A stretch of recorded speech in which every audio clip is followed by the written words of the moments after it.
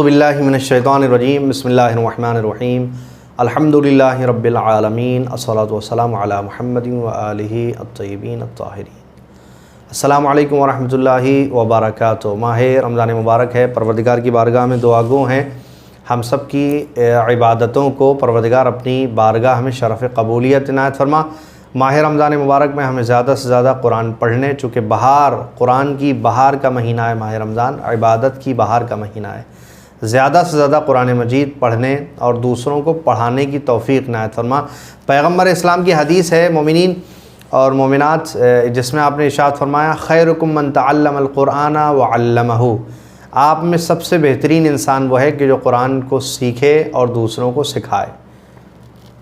تو اگر ہم چاہتے ہیں کہ اللہ کے حبیب کی نظر میں سب سے بہتر انسان بن جائیں تو ہمیں چاہیے کہ ہم یا قرآن سیکھیں یا کسی کو سکھائیں۔ نہیں آتا ہے تو خود کسی سے سیکھیں، ہمیں آتا ہے تو ہم کسی کو سکھائیں۔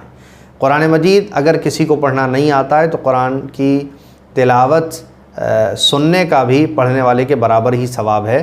آپ اگر قرآن پڑھ نہیں سکتے، قرآن کھول کے سامنے رکھیے یا یوٹیوب سے جہاں پہ دکھائی بھی دیتا ہے اور وائس بھی چلتا ہے، اس کی آواز بھی آتی رہتی ہے، قرآن کی تلاوت کو سنیے۔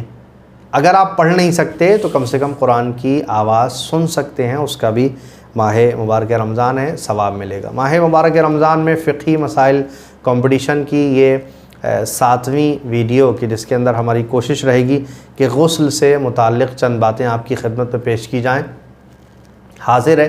دیکھیے، غسل ایک طہارت ہے، آپ کو بتایا تھا کہ طہارت حدث اور خبث، یہ دو چیزوں سے طہارت ہوتی ہے۔ حدث میں حدث اصغر اور حدث اکبر۔ حدث اصغر آپ کی خدمت میں عرض کیا وہ ہے کہ جہاں وضو کی ضرورت ہوتی ہے، حدث اکبر وہ ہے کہ جہاں غسل کی ضرورت ہوتی ہے۔ تو حدث اکبر جہاں غسل کی ضرورت ہوتی ہے تو اس غسل کی دو قسمیں ہیں۔ غسل کبھی ترتیبی ہوتا ہے، کبھی غسل ارتماسی ہوتا ہے۔ ترتیبی یعنی ترتیب سے انجام دیا جا رہا ہے۔ غسل ترتیبی جسے سب سے پہلے نیت کریں گے۔ اچھا، غسل کرنے سے پہلے اگر آپ کے بدن پہ کوئی نجاست لگی ہوئی ہے، کوئی نجس چیز لگی ہے یا مٹی دھول ہے یا کوئی گندگی ہے تو سب سے پہلے اسے صاف کر لیں، یعنی نہا لیں، جسے کہا جاتا ہے کہ صابن سے پانی سے نہا لیں، صاف ستھرے ہو جائیں، اب اس کے بعد غسل کریں۔ تو غسل ترتیبی میں سب سے پہلے سر اور گردن کو دھوئیں گے۔ نیت کریں ہم غسل ترتیبی کرتے ہیں، غسل آپ کا واجب ہے، غسل جنابت کرتے ہیں یا مستحب ہے، غسل جمعہ کرتے ہیں یا غسل عید کرتے ہیں، جو بھی غسل آپ کا ہے اس کی آپ نیت کریں قربتاً الی اللہ۔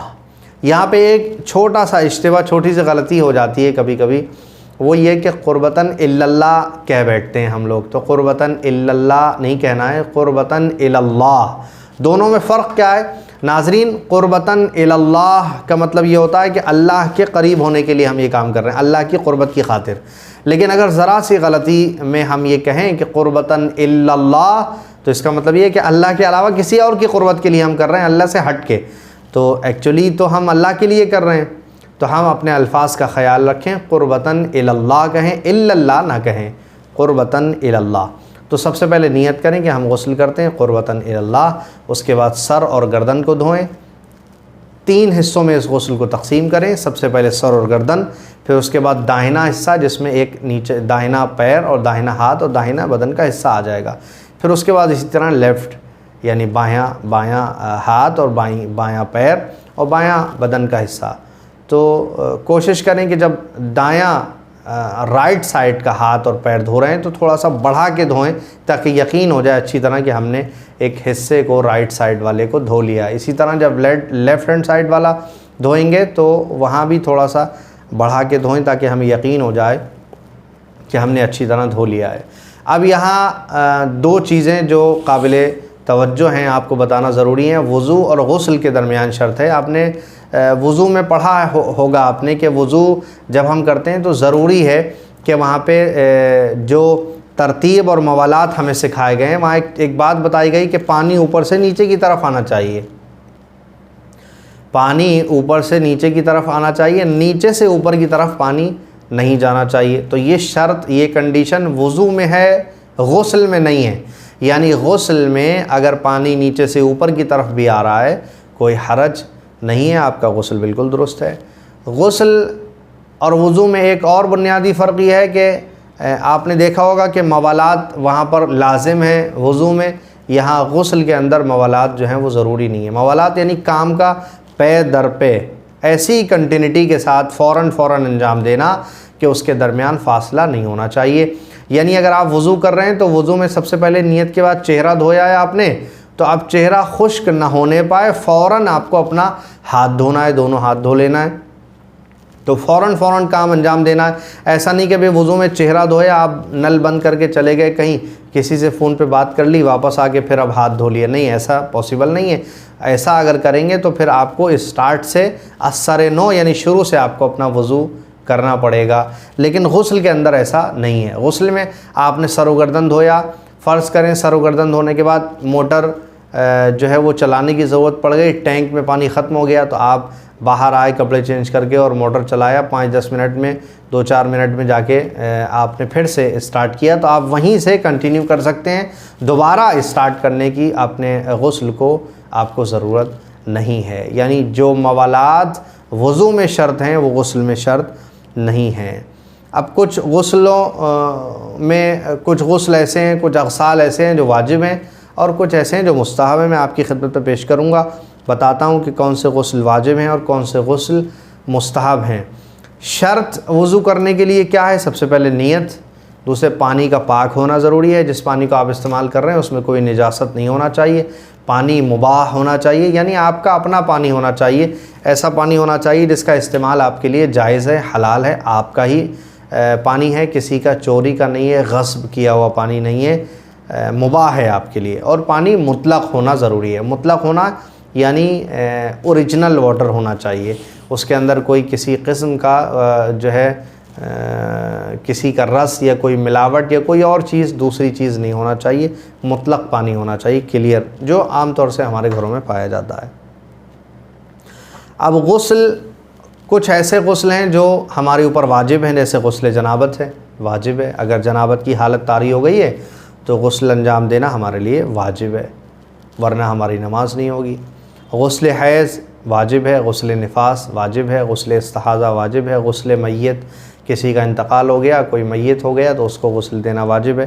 غسل مس میت، کسی کی باڈی کو آپ نے چھو لیا تو مس کر دیا کسی مردے کو تو اس کا غسل آپ کے اوپر واجب ہو جائے گا۔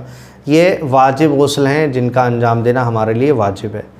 کچھ اغسال، کچھ ایسے غسل ہیں جو ہمارے لیے مستحب ہیں، جیسے غسل جمعہ، جمعے کا غسل آپ کرتے ہیں تو جمعے کا غسل کرنا آپ کے لیے مستحب ہے۔ صبح جو ہے نمودار ہوئی اور ادھر سورج جب تک نہیں ڈوب رہا ہے، پورا دن آپ کے لیے ہے، آپ جمعے کا غسل کر سکتے ہیں۔ غسل احرام مستحب ہے، احرام باندھنے کے لیے، یعنی حج پہ جب جاتے ہیں احرام باندھتے ہیں تو اس کا غسل مستحب ہے۔ غسل عید الفطر، عید الفطر آتی ہے اس کا غسل مستحب ہے۔ غسل عید القربان، عید قربان آتی ہے اس کا غسل مستحب ہے۔ 9 اور 10 ذی الحجہ کا غسل مستحب ہے۔ ماہ مبارک رمضان میں 17، 19 اور 21 ماہ رمضان مبارک کی رات کا غسل مستحب ہے، یعنی شب 17، 19 اور 21 ان کی رات کو غسل کرنا مستحب ہے۔ یعنی سب سے پہلے دن ہوتا ہے تو شب 17، شب 19 اور شب 21 ماہ رمضان مبارک میں آپ غسل کریں گے۔ شب 17 کا مطلب یہ ہے کہ 16 ماہ رمضان کا دن جو ختم ہوگا، اب جو رات آئے گی وہ 17 کی رات ہوگی، یعنی شب 17۔ تو آپ کو معلوم ہونا چاہیے کہ رات پہلے آتی ہے اور دن بعد میں آتا ہے، تو شب 17 یعنی وہ رات جو 17 ماہ رمضان سے پہلے آ رہی ہے۔ 17 تاریخ کل ہوگی مگر آج 16 ہے تو یہ دن ختم ہوگی، جو رات آئے گی وہ 17 کی رات کہی جائے گی۔ جیسے شب جمعہ کہتے ہیں، جمعے سے پہلے جو رات آتی ہے اس کو ہم شب جمعہ کہتے ہیں۔ ماہ رمضان کی 17، 19 اور 21 کی رات کا غسل مستحب ہے۔ غسل استخارہ مستحب ہے، استخارہ ہمیں دکھانا ہے، کوئی امپورٹنٹ استخارہ ہے، ڈیسیژن لینا ہے، اللہ کی مرضی، اس کی رائے لینا ہے، تو آپ جو ہے استخارے سے پہلے غسل کریں، مستحب ہے۔ غسل استسقاء، استسقاء یعنی بارش نہیں ہو رہی ہے، سوکھا پڑ گیا، اس کے لیے دعا کرنا ہے، اس سے پہلے غسل کریں۔ مکے میں داخل ہونا ہے، مکہ مکرم جگہ ہے، بہت عظیم مرتبہ ہے اس کا، تو مکے میں داخل ہونے کے لیے غسل مستحب ہے۔ خانہ کعبہ کی زیارت کے لیے بھی مستحب غسل ہے۔ یہاں پہ آغا سیستانی حفظہ اللہ لکھتے ہیں کہ جن غسلوں کے استحباب ثابت ہیں، یعنی جن غسل کا مستحب ہونا کلیئر ہے ہماری کتابوں میں، وہ غسل جو ہیں وہ آپ کے نماز کے لیے کافی ہیں، یعنی اس کے بعد آپ کو وضو کرنے کی ضرورت نہیں ہے۔ اور جو واجب غسل ہیں وہ غسل جنابت ہے، آپ غسل جنابت کر کے ڈائریکٹ نماز پڑھ سکتے ہیں، وضو کرنے کی آپ کو ضرورت نہیں ہوگی۔ یہاں کچھ سوال ہیں کہ کان کا ظاہری حصہ دھونا کافی ہے؟ جی ہاں، کان کے اندر پانی پہنچانے کی ضرورت نہیں ہے، کان کا ظاہری حصہ دھو لینا کافی ہے۔ خاتون کے لمبے بال ہیں، سارے بال پانی سے گیلے نہیں ہوئے تو کیا ایسی صورت میں غسل ٹھیک ہے؟